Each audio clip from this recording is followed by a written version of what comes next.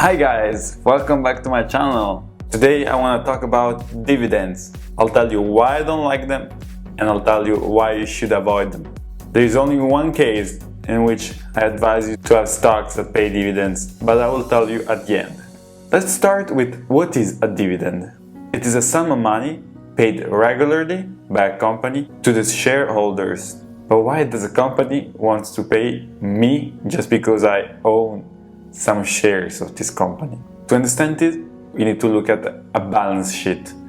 Every company has a balance sheet, and every balance sheet has these three distinctive elements. On the balance sheet of every company, there are three important things.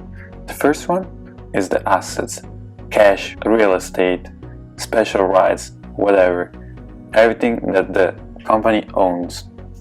Then we have liabilities, so these are all debt the company has, long-term, short-term, everything that they owe to someone. Finally, we have equity.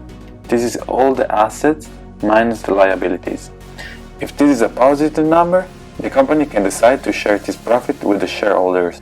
The company can also decide to reinvest these earnings into research and development or to grow the company even bigger.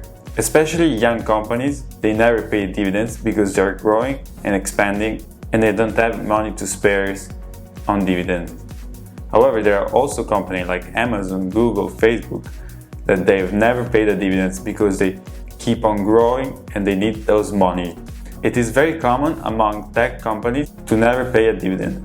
Okay, so now we know what a dividend is. Let's see why I don't like them. I will say it in one word: taxes.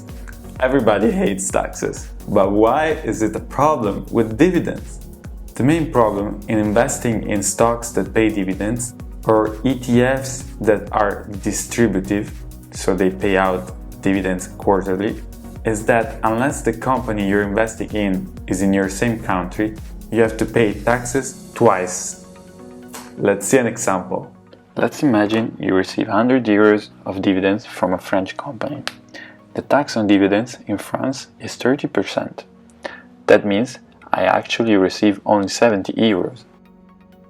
Now imagine that I'm actually from Italy, where the tax on dividends is 26%. That means that from the 70 euros I got before, I need to subtract another 26%. That's 18.20 euros. Therefore, from the initial 100 euros, now I only have 51.80 euros. And it means that I paid 48.20% in taxes. That's crazy. These are general guidelines. However, there are some countries that have special bilateral tax treatments. In this way, the taxes you have to pay reduce substantially. Before investing, please check the rules between your country and the one that you want to invest in. Moreover, there is one more thing that you should consider. Every quarter or every year, you receive these dividends. And then what do you do with it? Are you gonna reinvest it again? If you receive this money to then reinvest it back in the stocks or in the ETFs, you're literally losing money. By doing this, you're paying taxes both on dividends and on capital gain. What is capital gain? Imagine you buy 100 shares of Airbus for 10,000 euros today. Then after 10 years, you cash out those 100 shares of Airbus that are now worth 20,000 euros. The capital gain is 10,000 euros. And if the tax on capital gain is 30%, it means you actually receive only 7,000 euros. 7,000 euros is the capital gain. If you use the dividend to buy more stocks or ETFs, you're paying taxes twice. So if you want to reinvest that money, I suggest you to go for stocks that pay no dividends or ETFs that are accumulative, so automatically reinvest all the earnings of this fund back into the fund. In the long run, a cumulative ETF will grow more than a distributive one. There is only one example where receiving dividends makes sense. If you're old and you want a fixed income to live off your savings. You don't care about how much taxes you're paying. You just want that big fat check every month. In this case, it's just wonderful to be able to live off all your hard work of your entire life.